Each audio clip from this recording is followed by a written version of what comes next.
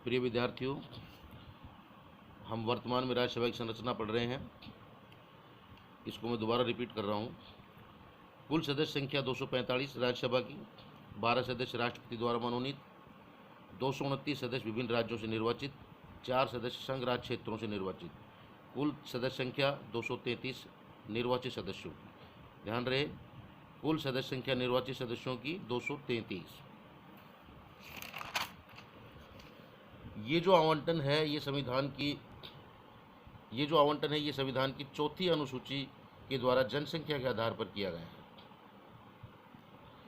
राज्यसभा में जैसे राजस्थान से 10 सदस्य निर्वाचित, वहीं सबसे अधिक उत्तर प्रदेश से 31। संघ शासित जो राज्य हैं उनमें दिल्ली और पुडुचेरी को ही प्रतिनिधित्व प्राप्त है, अर्थात यहीं से ही राज्यसभा के सदस्य निर्वाचित होते हैं। बाकी जो संघ शासित राज्य हैं वहाँ से निर्वाचित नहीं किए जाते हैं। अगर हम अमेरिका की बात करें तो अमेरिका का उच्च सदन सीनेट, उसमें राज्यों को जो प्रतिनिधित्व दिया गया है वो समान प्रतिनिधित्व दिया गया है। ध्यान रहे, अमेरिका की संसद को कांग्रेस बोलते हैं, उसका जो उच्च सदन है सीनेट, उसमें राज्यों को समान प्रतिनिधित्व दिया गया है। वही भारत की बात करें तो संसद के उच्च सदन राज्यसभा में ये प्रतिनिधित्व असमान है। यहाँ से अलग अलग संख्या निर्वाचित सदस्यों की होती है। जैसे मैंने बताया, राजस्थान से 10, यूपी से 31, उस हिसाब से सभी राज्यों से अलग अलग सदस्य निर्वाचित होते हैं। ये असमान प्रतिनिधित्व है।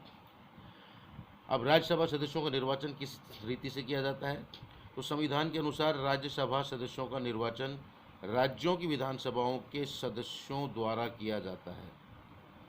यहाँ पर देखिए, राज्यसभा सदस्यों का निर्वाचन डायरेक्ट जनता नहीं करती, विधानसभा के सदस्यों के द्वारा ये निर्वाचन किया जाता है। और ये निर्वाचन की जो पद्धति है या प्रणाली है वो आनुपातिक प्रतिनिधित्व पद्धति और एकल संक्रमणीय मत प्रणाली द्वारा किया जाता है। वहीं जब राज्यसभा सदस्यों का जो निर्वाचन है वो विधानसभा के सदस्यों के द्वारा किया जाता है, तो इस वजह से इसका चुनाव अप्रत्यक्ष रूप से बोला जाता है। अर्थात जनता डायरेक्ट यहाँ पर राज्यसभा सदस्यों को नहीं निर्वाचित कर रही है, इसलिए ये चुनाव अप्रत्यक्ष रूप से किया जाता है। राज्यसभा के चुनाव में जो दो अभी संशोधन किए गए हैं वो क्या है? देखिए, नंबर 1, यहाँ पर जिस राज्य से जो सदस्य निर्वाचित होना चाहता है वहाँ का निवासी होने की जो शर्त थी वो हटा दी गई, वो आवश्यक नहीं है। अर्थात किसी भी राज्य का कोई भी सदस्य किसी भी राज्य से निर्वाचित किया जा सकता है। दूसरा, जो गुप्त मतदान प्रणाली थी उसके स्थान पर खुली मतदान व्यवस्था को स्वीकार किया गया है। राज्यसभा का जो चुनाव है इसकी जिम्मेवारी भारत के निर्वाचन आयोग की है, इलेक्शन कमीशन ऑफ इंडिया। ये ध्यान रहे। राज्यसभा की जो अवधि है, तो राज्यसभा की अवधि को मूल संविधान में निर्धारित नहीं किया गया था।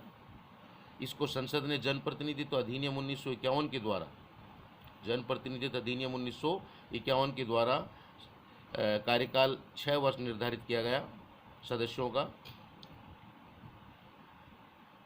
राज्यसभा कभी भी भंग नहीं होती, ये ध्यान रहे। क्यों? क्योंकि इसके जो 1/3 सदस्य हैं वो प्रत्येक 2 वर्ष बाद उनका कार्यकाल जो है वो पूर्ण हो जाता है, रिटायर हो जाते हैं वो। इनके स्थान पर नए सदस्यों का निर्वाचन कर लिया जाता है। अब राज्यसभा के पदाधिकारी, तो राज्यसभा के पदाधिकारी देखिए, भारत का उपराष्ट्रपति जो है वो राज्यसभा का पदेन सभापति होता है, भारत का उपराष्ट्रपति। ये ध्यान रहे, अनुच्छेद 64 और 89 के अनुसार ये व्यवस्था है। सभापति राज्यसभा का सदस्य नहीं होता, ये ध्यान रहे। सभापति राज्यसभा का सदस्य नहीं होता है क्योंकि वह उपराष्ट्रपति पहले से ही निर्वाचित होता है, इसीलिए पदेन सभापति होता है वो।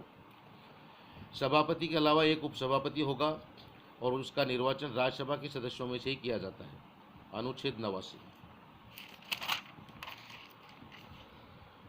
सभापति जब कार्यवाहक राष्ट्रपति के रूप में काम करता है, ये ध्यान रहे, जब सभापति अर्थात उपराष्ट्रपति जब कार्यवाहक राष्ट्रपति के रूप में काम करता है या किसी अन्य कारण से अनुपस्थित रहता है सभापति, तो उसके स्थान पर राज्यसभा कार्रवाई का संचालन उपसभापति करता है।